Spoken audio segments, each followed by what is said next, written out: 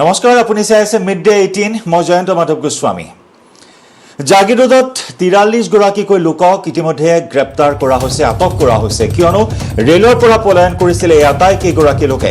শেহতীয়াকৈ জাগিৰোডৰ পৰা 43 গৰাকীকৈ লোকক আটক কৰা হৈছে। কেৰালাৰ পৰা ৰেলেৰে আহি পলায়ন কৰিছিল এই লোকসকলে। মৰিগাঁৱলৈ প্ৰেৰণ কৰা হৈছে এই লোককেইজনক। মৰিগাঁও আৰু নগাঁও জিলাৰ বিভিন্ন প্ৰান্তৰ পৰা আৰক্ষীয়ে আটক কৰিছে 43 জনকৈ যাত্ৰীক। দেওবাৰে বিবেক এক্সপ্ৰেছেৰে কেৰালাৰ পৰা আহিছিল এই লোকসকল। কোভিড পৰীক্ষা কৰাৰ পূৰ্বেই পলায়ন কৰিছিল যাত্ৰীসকলে। প্ৰায় 3 শতাধিক যাত্ৰীয়ে পলায়ন কৰিছিল আৰু শেহতীয়াকৈ মৰিগাঁও আৰু নগাঁও জিলাৰ বিভিন্ন প্ৰান্তৰ পৰা এই 43 গৰাকীকৈ ৰেল যাত্ৰীক আটক কৰা হৈছে। কেৰালাৰ পৰা আহিছিল এই লোকসকল। জাগিৰোড ৰেলৱে ষ্টেচনত হাহাকাৰ অৱস্থাৰ সৃষ্টি হৈছিল। তীব্ৰ চাঞ্চল্য বিৰাজ কৰিছিল এই খবৰে, কিয়নো কোভিড পৰীক্ষা নকৰাকৈ পলায়ন কৰিছিল প্ৰায় 3 শতাধিক ৰেল যাত্ৰীয়ে, যাৰ পৰিণতিত তীব্ৰ আতংকই বিৰাজ কৰিছিল, কিয়নো কৰোনাৰ গণসংক্ৰমণে ভয়ানক ৰূপ ধাৰণ কৰিছে সমগ্ৰ দেশজুৰি, সমগ্ৰ ৰাজ্যজুৰি। আৰু তেনে সময়তেই কেৰালাৰ পৰা অহা 3 শতাধিক যাত্ৰীয়ে পলায়ন কৰিছিল আৰু শেহতীয়াকৈ জাগিৰোডৰ পৰা 43 গৰাকীকৈ লোকক আটক কৰা হৈছে।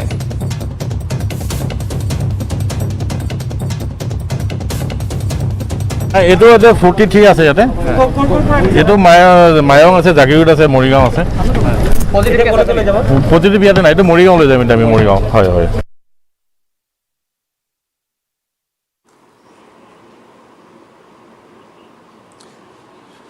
আৰু এই সন্দৰ্ভত অধিক খবৰ লাভ কৰিবলৈ আমাৰ সৈতে ফোন লাইনত আছে আমাৰ সাংবাদিক অজয় পাল। অজয়, বিবেক এক্সপ্ৰেছেৰে আহিছিল এইসকল লোক। ইতিমধ্যেই নগাঁও আৰু মৰিগাঁও জিলাৰ বিভিন্ন প্ৰান্তৰ পৰা 43 জনকৈ ৰেল যাত্ৰীক আটক কৰা হৈছে। অধিক খবৰ কি আছে আপোনাৰ হাতত?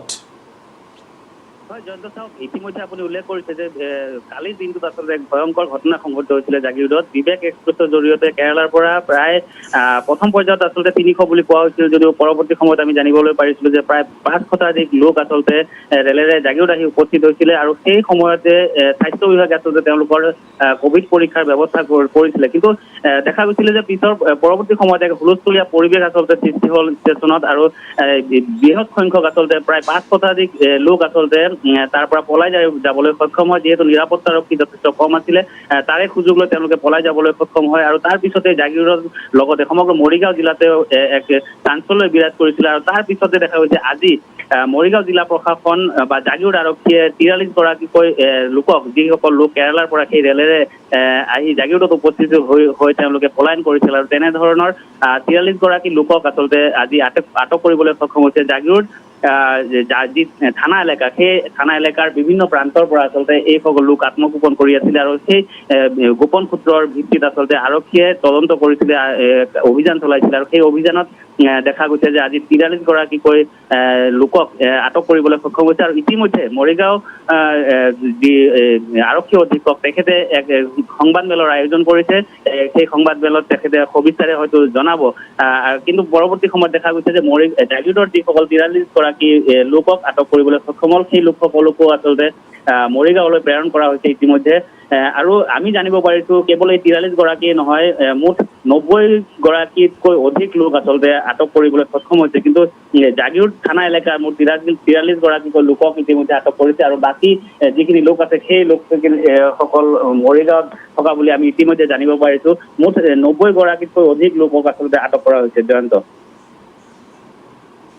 নিশ্চয় আপুনি আপডেট জনাইছে। 43 গৰাকী নহয়, 90 জনকৈ লোকক ইতিমধ্যে আটক কৰাৰ তথ্য আপুনি জনাইছে। কিন্তু প্ৰায় 3 শতাধিক লোকে পলায়ন কৰিছিল অজয়। গতিকে সেই লোকসকলৰ পৰিচয় সন্দৰ্ভত কিবা জানিব পাৰিছেনে নে আৰক্ষীয়ে? গতিকে সেই 3 শতাধিক লোকক চিনাক্ত কৰি আটক কৰাৰ ক্ষেত্ৰত এক তীব্ৰ প্ৰত্যাহ্বান হ'ব আৰক্ষীৰ সন্মুখত। নিশ্চয় জয়ন্ত, যথেষ্ট প্ৰত্যাহ্বানৰ সন্মুখীন নিশ্চয়কৈ হ'ব জিলা প্ৰশাসন বা আৰক্ষীৰ লোকসকল। কিন্তু তাৰ পিছতো কিন্তু তেওঁলোকে অভিযান অব্যাহত ৰাখিছে। বিভিন্ন ধৰণৰ চ'ৰ্চ আচলতে তেওঁলোকৰ তাত আছে, বা গাঁৱৰ যিসকল লোক, সেই লোকসকলে তেওঁলোকক আৰক্ষীক সহায় কৰা বুলি ইতিমধ্যে আমি জানিব পাৰিছো। আৰু গাঁৱৰ যিসকল গাঁওবুঢ়া বা যিসকল পঞ্চায়ত প্ৰতিনিধি আছে, তেওঁলোকে দিয়া এই খবৰৰ ভিত্তিত আচলতে আৰক্ষীয়ে তেওঁলোকক আটক কৰিবলৈ সক্ষম হৈছে। যিহেতু এই লোকসকল বহুদিনৰ পৰা কৰ্মসূত্ৰে তেওঁলোকে কেৰালা বা আন ৰাজ্যত তেওঁলোকে এনেধৰণে কৰ্মৰত হৈ আছিলে আৰু যিহেতু বহিৰাজ্য বিভিন্ন কেইবাখনো ৰাজ্যত আচলতে লকডাউন ঘোষণা কৰা হৈছে তাৰ পিছতে যিসমূহ কল কাৰখানা বা যিসমূহত তেওঁলোকে কাম কৰি আছিলে সেই কাৰখানাসমূহ বা উদ্যোগসমূহ বন্ধ হৈ যোৱাৰ ফলত তেওঁলোকে নিজ ঘৰলৈ ঘূৰি আহিছিলে আৰু তাৰ পিছতে যোৱাকালি এনেধৰণৰ এক অঘটন আচলতে এক চাঞ্চল্যকৰ ঘটনা আচলতে সংঘটিত হবলৈ পাইছিলে জাগিৰোডত আৰু তাৰ পিছত দেখা গৈছে বিভিন্ন সূত্ৰৰ পৰা আচলতে আৰক্ষীয়ে গম পাইছিলে সেই লোকসকলৰ উপস্থিতি বা অৱস্থিতি ক'ত তেওঁলোকে আত্মগোপন কৰি আছিলে তেনে সূত্ৰৰ ভিত্তিত আচলতে অভিযান চলাইছিলে আৰক্ষীয়ে আৰু সেই আৰক্ষীৰ তদন্তত বা অভিযানত আচলতে এনেধৰণে আটক কৰিবলৈ সক্ষম হৈছে জাগিৰোড থানা এলেকাৰ মুঠ ৪৩ গৰাকী আৰু সমগ্ৰ মৰিগাঁও জিলাত আমি ইতিমধ্যে জানিব পাৰিছো ৯০ গৰাকীতকৈ অধিক লোকক আটক কৰিবলৈ সক্ষম হৈছে আৰু এই অভিযান আচলতে এতিয়াও অব্যাহত ৰাখিছে আৰু মৰিগাঁও জিলা প্ৰশাসনে যথেষ্ট তৎপৰতা অৱলম্বন কৰা দেখা গৈছে এই ক্ষেত্ৰত কিন্তু পৰৱৰ্তী সময়ত লক্ষণীয় হ'ব আপুনি যি ধৰণে উল্লেখ কৰিছে আচলতে যথেষ্ট প্ৰত্যাহ্বানৰ সন্মুখীন হ'ব পাৰে কিয়নো বৃহৎ সংখ্যক লোক আচলতে প্ৰথম পৰ্যায়ত আমি ৩ শতাধিক বুলি গম পাইছিলো যদিও পৰৱৰ্তী সময়ত আমি জানিছিলো যে তথ্য লাভ কৰিছিলো যে প্ৰায় ৬ শতাধিক লোক আহিছিলে তাৰ ভিতৰত আচলতে ৫ শতাধিক লোকেই প্ৰায় পলায়ন কৰিবলৈ সক্ষম হৈছিলে আৰু এই ৫ শতাধিক লোকৰ ভিতৰত যদি ৯০ গৰাকী বা ১০০ গৰাকী লোকক ইতিমধ্যে আটক কৰা হৈছে বাকী বৃহৎ সংখ্যক লোক আচলতে ক'ত এতিয়াও আত্মগোপন কৰি আছে তেওঁলোকক বিচাৰি উলিওৱাটো যথেষ্ট প্ৰত্যাহ্বানৰ সন্মুখীন হ'ব জিলা প্ৰশাসন জয়ন্ত ধন্যবাদ অজয় ধন্যবাদ জ্ঞাপন কৰিছোঁ এই মুহূৰ্তত আপোনাক আৰু বৰ্তমান মৰিগাঁও জিলা প্ৰশাসন জাগিৰোড আৰক্ষীয়ে যথেষ্ট তৎপৰতাৰে অভিযান চলাইছে পলাতক অৱস্থাত থকা আটাইকেইগৰাকী ৰেলযাত্ৰীক উদ্ধাৰ কৰি আটক কৰিবলৈ বৰ্তমান অভিযান তীব্ৰতৰ কৰি তুলিছে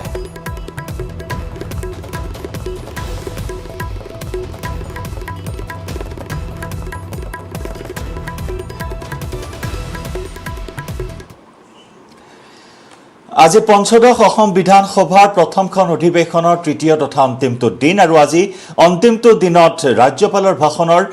ওপৰত সংশোধনী প্ৰস্তাৱ উত্থাপন কৰিছে বিৰোধীয়ে ৰাজ্যপালৰ ভাষণৰ ওপৰত সংশোধনী প্ৰস্তাৱ আনিছে বিৰোধীয়ে AIDFৰ বিধায়ক আমিনুল ইছলামৰ অভিযোগ ৰাজ্যপালৰ ভাষণত চৰকাৰৰ গুণগান গোৱা হৈছে বিগত বৰ্ষসমূহত চৰকাৰে যি প্ৰতিশ্ৰুতি দিছিল সেয়া পালন কৰিব পৰা নাই দুৰ্নীতিমুক্ত অসম জাতি মাটি ভেটি ৰক্ষাৰ যি প্ৰতিশ্ৰুতি দিছিল সেয়াও পালন কৰিব পৰা নাই ইপিনে আজি অত্যাৱশ্যকীয় সামগ্ৰীৰ মূল্য বৃদ্ধিৰ ওপৰতো বিতৰ্ক কৰাৰ পূৰ্ণ সম্ভাৱনা আছে ইফালে চৰকাৰে আগন্তুক অধিৱেশনত উত্থাপন কৰিবলগীয়া গোৰক্ষা বিলক লৈ বিৰোধীয়ে সদন উত্তাল কৰাৰ সম্ভাৱনা আছে ইতিমধ্যে এই বিলখনক লৈ সৃষ্টি হৈছে মিশ্ৰিত প্ৰতিক্ৰিয়া একেদৰে কোভিডেৰে মোকাবিলাকে ধৰি আন বিষয়সমূহক লৈও চৰকাৰক হলঢেকত পেলাবলৈ সাজু হৈছে বিৰোধী আৰু আজি নিৰ্বাচিত হ'ব বিধানসভাৰ উপাধ্যক্ষ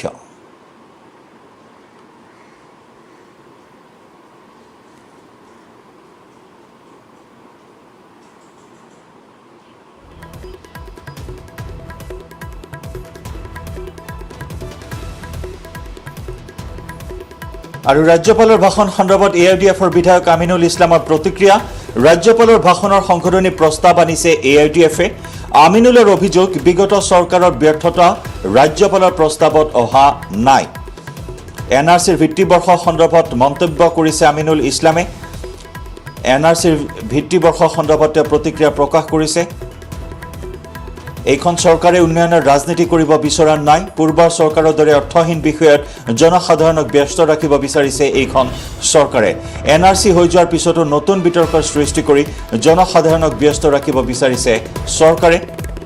প্ৰস্তাৱিত গোৰক্ষা আইনক লৈ প্ৰতিক্ৰিয়া প্ৰকাশ কৰি বিধায়কজনে কয় এই বিধেয়কৰ জৰিয়তে গো সিন্ডিকেট বন্ধ কৰিব বিচাৰিছে চৰকাৰে কিন্তু যদি গো হত্যা বন্ধ কৰিব বিচাৰিছে আমাৰ প্ৰতিক্ৰিয়া সময়ত দিম এই প্ৰতিক্ৰিয়া AIDFৰ বিধায়ক আমিনুল ইছলামৰ গো ৰক্ষাৰ যিটো বিধেয়ক আনিব তাত গো হত্যা বন্ধ কৰিব বুলি কিন্তু কোৱা নাই এটা কথা কৈছে ৰাজ্যখনৰ বাহিৰলৈ যাতে গৰু অসমৰ পৰা চালান দিব পৰা নাযায় এনেধৰণৰ আইন আনিব গতিকে সেই কথাটো যদি আইনত কিবা গো হত্যা বন্ধ কৰাৰ নিচিনা কথা আনে তেতিয়া আমি সেই সম্পৰ্কে ক'বলগীয়াখিনি কম কিন্তু এতিয়া কথা হ'ল এই বিষয়বিলাক টানি আনাৰ আঁৰত আমি ভাবোঁ যে জনসাধাৰণক এই অৰ্থহীন বিষয়বিলাকত ব্যস্ত ৰাখি তেওঁলোকে উন্নয়ন বিমুখ এটা চৰকাৰ চলাব আৰু তেওঁলোকে ইয়াত হয়তো লুটপাট কৰিব এটা আমাৰ সন্দেহ হৈছে এইটো ব্যৰ্থতাক ঢাকিবলৈ চৰকাৰৰ এটা অপকৌশল আৰু এটা কথা আপোনালোকে চাওক যে এই অসমত বিদেশী সমস্যাটো প্ৰায় 40-50 বছৰ ধৰি অসমত আছে যিটো লৈ 6 বছৰীয়া অসম আন্দোলন হ'ল আকৌ 85 অসম চুক্তি হ'ল তাৰপিছত ডি ভোটাৰ ফৰেনাৰ্ছ ট্ৰাইব্যুনেল এনেকৈয়ে এটা এটাকৈ ষ্টেপ গৈ তাৰপিছত NRC হ'ল আৰু NRC হওঁতে এইখন চৰকাৰ বিজেপি চৰকাৰে আছিল তেওঁলোকেই আজি 52,000 কৰ্মচাৰীয়ে তেওঁলোকৰ দিনত NRC সম্পূৰ্ণ কৰিলে তেতিয়া তেওঁলোকে NRC মানি ল'লে NRCত সহযোগ কৰিলে কৰিব দিলে এতিয়া NRC হৈ গ'ল আমি ভাবিছিলোঁ যে অন্ততঃ এই 40-50 বছৰৰ সমস্যাটো সমাধান হ'ব লাগে আৰু এই নাগৰিকত্ব বিদেশী NRC এইবিলাক কথালৈ আৰু অসমবাসী ব্যস্ত থাকিব নালাগে এবাৰ ইছ্যুটো শেষ হ'ব লাগে উন্নয়নৰ ৰাজনীতি কৰিব লাগে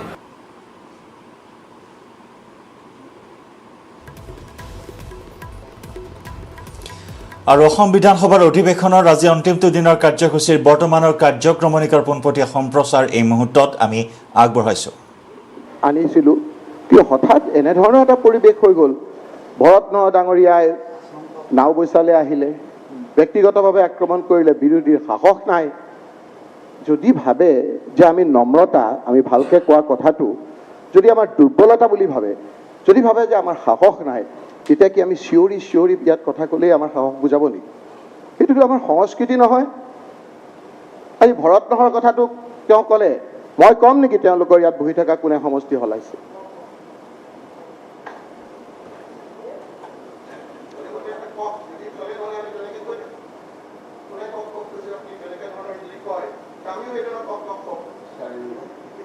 মাননীয় সদস্যসকল আমাৰ যেহেতু আমাৰ এই বিধানসভা সুন্দৰভাৱে পৰিচালিত হৈ আছে আৰু সকলোৱে সহযোগিতাত যেহেতু এই অধিৱেশন অনুষ্ঠিত হৈ আছে মই ভাবো যিজন মাননীয় সদস্যই বক্তব্য দিব তাৰ মাজত তেনেধৰণৰ আপোনাৰ দুৰ্বলতা বুলি ভাবিব নালাগে চিঞৰি আমি কথা নকওঁ আমি কম নেকি মই নকওঁ কোন কেনেকৈ আহিছে নকওঁ মোৰ এইটো সংস্কৃতি মোৰ কালচাৰ নহয় মই তেনেধৰণৰ কথা নকওঁ যে কোন আপোনালোকৰ ক'ত আহিছে সেইটো কোৱাৰ কাৰণে যদি মোক দুৰ্বলতা বুলি ভাবে মই মানুহে চাই আছে সেইটো মোৰ দুৰ্বলতা মই চিঞৰি কথা নকওঁ মই ভদ্ৰভাৱে কথা ক'ম আপুনি আপোনাৰ বক্তব্য নিশ্চয় গতিকে মই অধ্যক্ষ মহোদয় এই কথাখিনি মই আৰম্ভণিতে অধ্যক্ষ মহোদয়ে ক'লে যে এই কথাখিনি আনপাৰ্লিমেণ্টাৰী নহয় হয় অধ্যক্ষ মহোদয় যিসকলে আমাৰ এই প্ৰচিডিউৰখন বনাইছে rule of business conduct of business Assam legislative assembly আমি ভাবা নাছিল এইবিলাক কথা ক'ম বুলি সেইকাৰণে মিছা শব্দটোৱে আনপাৰ্লিমেণ্টাৰী বনাই দিছিল আমি অধ্যক্ষ মহোদয় ইয়াত মিছা শব্দটো ক'ব নোৱাৰোঁ এইটো এটা বাৰ্তা দিছিল যে মিছা নকয় অসত্য ক'ব লাগে যাতে অসত্য বুলি কোৱাৰ বাকী কথাখিনি আমি নকওঁ সেই ধৰণৰ কাৰণেহে এনেধৰণৰ কথাবিলাক লিখিছিল গতিকে এই ধৰণৰ পৰম্পৰাটো নহওক আমি অনুৰোধ কৰিছোঁ আৰম্ভণি হিচাপে কোনো ভাবিব নালাগে আমি আপোনাৰ দুৰ্বল বুলি আমি কেৱল সহযোগিতা বিচাৰিছোঁ কাৰণ এই সময়খিনি ঠিক নহয় আমি প্ৰথম কোভিড আমি ৰাজনীতি কৰিব বিচৰা নাই COVID-19 যেতিয়া আৰম্ভ হৈছিল তেতিয়া আগৰ চৰকাৰখনৰ শেষৰ সময় আছিল সেই সময়খিনিত বিনা দ্বিধাই আমি ইয়াত থিয় হৈ কৈছিলোঁ যে আমি চৰকাৰখনৰ টকা নাই বুলি কৈছে আমি প্ৰথম সহায় কৰিম আমি অধ্যক্ষ মহোদয় আমি প্ৰথম আৰম্ভ কৰিছোঁ তেতিয়া চৰকাৰখনে কোনটো ফাণ্ডত থ'ব সেই কথাও নিৰ্ধাৰণ কৰা নাছিল আমি সেই সময়ত আমাৰ কংগ্ৰেছৰ বিধায়কসকলে প্ৰথম আমি 1 মাহৰ দৰমহা দিয়া আৰম্ভ কৰিছিলোঁ তাৰপিছত সাধ্য অনুযায়ী আপোনাৰ বিভিন্ন লোকে দিছিল অধ্যক্ষ মহোদয় এইবাৰো আমি কৈছোঁ যে আমি নকৰোঁ এই সময়ত ৰাজনীতি কোভিডৰ সময় মানুহ হাহাকাৰ আজি আমি ইয়াত পাতি আছোঁ বহুত কথা গুৱাহাটীত আমি বহি পেলাই পাতি আছোঁ গাঁৱৰ পৰিস্থিতি হে নহয় ৰাইজ গাঁৱৰ পৰিস্থিতি অলপ বেলেগ এই নিয়মীয়া বাৰ্তা ইয়াত কি লিখিছে এতিয়া আপোনাৰ ইয়াত কি লিখিছে আপোনাৰ ইয়াত আপোনাৰ বিভিন্ন কাগজে পত্ৰে কি লিখিছে এই কথা বতৰাবিলাকহে আমি উপস্থাপন কৰিবলৈ বিচাৰিছোঁ ইয়াত লিখিছে যে গ্ৰাম্য অঞ্চল গাঁও চাহ বাগিচাত ব্যাপক সংক্ৰমণ সভাপতি ডাঙৰীয়া যোৱাকালি সময় পাই দেওবাৰে মই চাহ জনজাতিসকল থকা এটা ঠাইত গ'লোঁ কণ্টেইনমেণ্ট জোন কৰিছে গোটেই চুবুৰীটো গাঁৱত মাননীয় স্বাস্থ্যমন্ত্ৰীৰ সমষ্টিত মোৰো সমষ্টি লাগি থকাৰ কাৰণে তাত গ'লোঁ তাত যিটো কৰ্তব্যৰ ৰূপ ক'লে সেই কথাখিনি মই মাত্ৰ উপস্থাপনে কৰিলোঁ মই ব্যৱহাৰ কৰোঁ আটাইতকৈ সবল আৰু সতেজ চিমেণ্ট সূৰ্যা চিমেণ্ট অটুট ঘৰ অটুট অসম নিউজ হেডলাইন আগবঢ়াইছে পেট চফা আয়ুৰ্বেদিক চূৰণ পেট চফা প্ৰতিদিনে মজা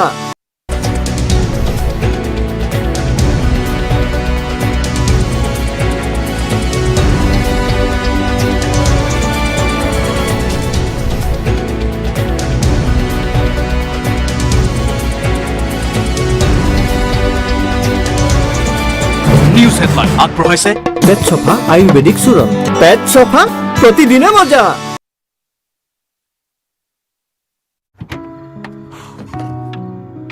মই প্ৰতি শনিবাৰে দিনৰ 2:30 বজাত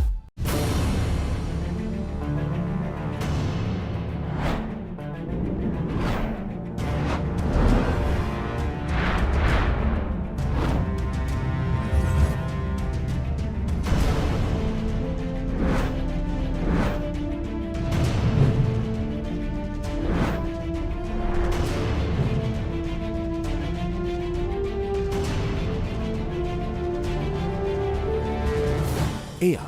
নিউজ 18 নেটৱৰ্ক আৰু আপুনি চাই আছে নিউজ 18 অসম নৰ্থ ইষ্ট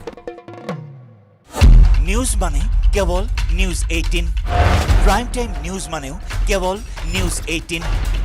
সত্যনিষ্ঠ খবৰৰ সম্ভাৰেৰে প্ৰাইম টাইম 18 প্ৰতিদিনে সন্ধিয়া 5:55 কেৱল নিউজ 18 অসম নৰ্থ ইষ্টত ফেশ্বনৰ পৰা কুকিঙলৈ সৌন্দৰ্যৰ পৰা গৃহসজ্জালৈ আইনী সমাধান হওক অথবা ঘৰুৱা দিহা নাৰীৰ প্ৰয়োজনীয় সকলো সামৰি প্ৰিয়ংকাৰ সৈতে শ্ৰীময়ী প্ৰতি শনিবাৰে দিনৰ 2:30 বজাত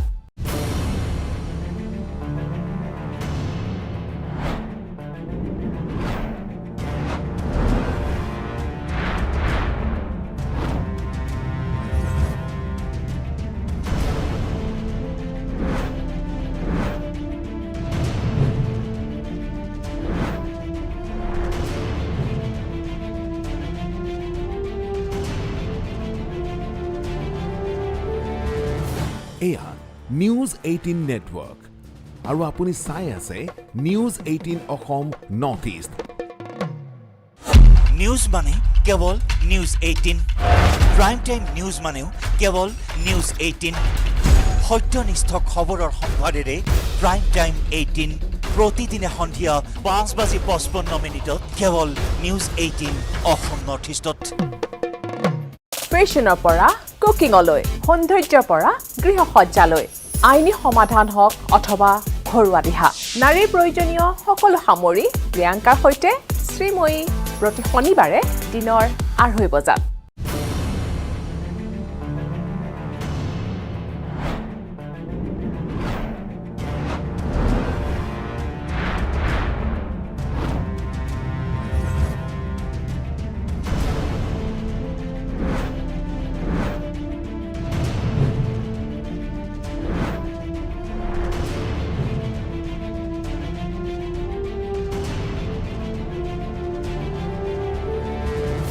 এয়া নিউজ 18 নেটৱৰ্ক আৰু আপুনি চাই আছে news 18 Assam north east news মানে কেৱল নিউজ 18 প্ৰাইম টাইম নিউজ মানেও কেৱল নিউজ 18 সত্যনিষ্ঠ খবৰৰ সম্ভাৰেৰে প্ৰাইম টাইম 18 প্ৰতিদিনে সন্ধিয়া 5:55 কেৱল নিউজ 18 অসম নৰ্থ ইষ্টত ফেশ্বনৰ পৰা কুকিঙলৈ সৌন্দৰ্যৰ পৰা গৃহসজ্জালৈ আইনী সমাধান হওক অথবা ঘৰুৱা দিহা নাৰীৰ প্ৰয়োজনীয় সকলো সামৰি প্ৰিয়ংকাৰ সৈতে শ্ৰীময়ী প্ৰতি শনিবাৰে দিনৰ 2:30 বজাত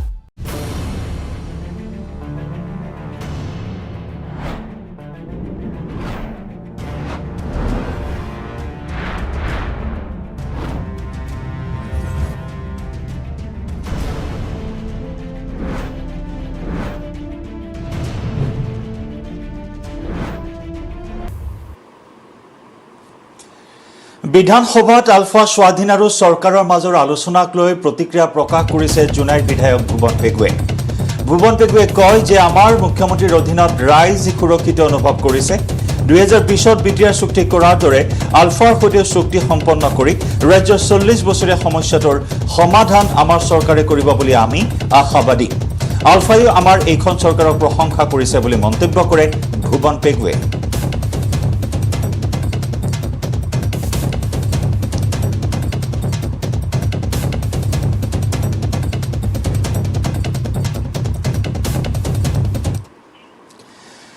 দেশত ক্ৰমাৎ হ্ৰাস পাইছে কৰোনাৰ সংক্ৰমণ। হয়,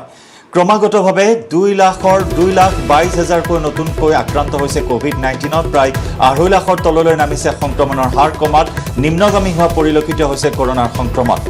দেশজুৰি বিগত 24 ঘণ্টাত নতুনকৈ 2,22,000 নতুনকৈ আক্ৰান্ত হৈছে কোভিড-19ত বিগত 24 ঘণ্টাত দেশত 4,454 জন ৰোগীৰ মৃত্যু হৈছে দেশত মুঠ কৰোনাত মৃত্যুৰ সংখ্যাই অতিক্ৰম কৰিলে 3 লাখৰ সীমা বিগত 26 দিনত দেশত 1 লাখৰো অধিক লোকে কৰোনাত হেৰুৱাইছে প্ৰাণ দেশত ক্ৰমাৎ হ্ৰাস পাইছে কৰোনাৰ হাৰ কৰোনা আক্ৰান্তৰ হাৰ দেশত ক্ৰমাৎ হ্ৰাস পোৱা পৰিলক্ষিত হৈছে দেশজুৰি বিগত 24 ঘণ্টাত নতুনকৈ আক্ৰান্ত হৈছে 2,22,000 লোক বিগত 24 ঘণ্টাত দেশত 4,454 জন ৰোগীৰ মৃত্যু হৈছে দেশত মুঠ কৰোনাত মৃত্যুৰ সংখ্যাই অতিক্ৰম কৰিলে 3 লাখৰ সীমা বিগত 26 দিনত দেশত 1 লাখৰো অধিক লোকে হেৰুৱাইছে প্ৰাণ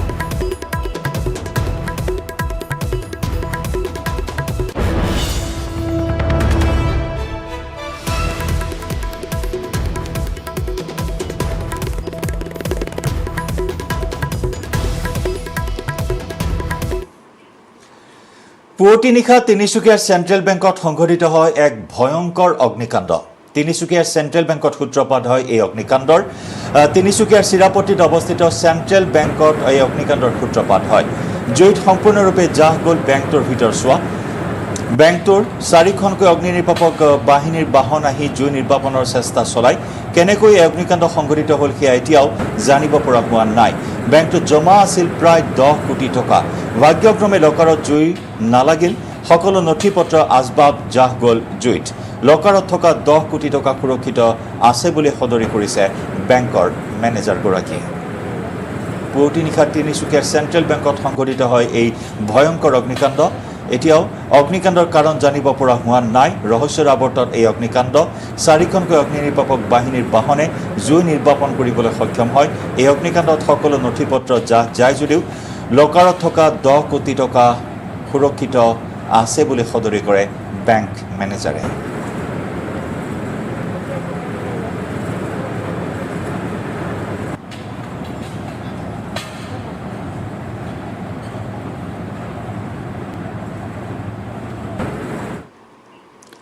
সামুদ্ৰিক ঘূৰ্ণী ইয়াছে ভয়ংকৰ ৰূপ ধাৰণ কৰিছে হয় ক্ৰমাৎ ভয়ংকৰ ৰূপ ধাৰণ কৰিছে সামুদ্ৰিক ঘূৰ্ণী ইয়াছে বতৰ বিজ্ঞান কেন্দ্ৰই সদৰি কৰিছে এই কথা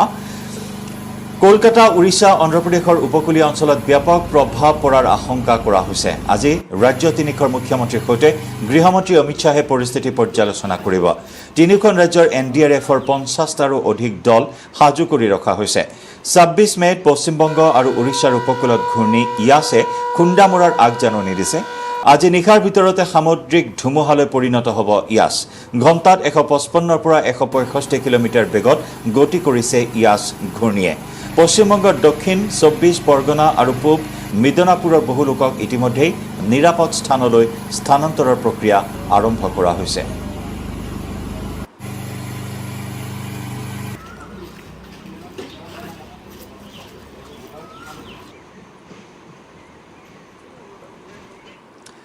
আৰু ইয়াৰ সৈতে সময় হ'ল মিডডে 18ৰ পৰা বিদায় লোৱাৰ নমস্কাৰ আটাইতকৈ সবল আৰু সতেজ চিমেণ্ট সূৰ্য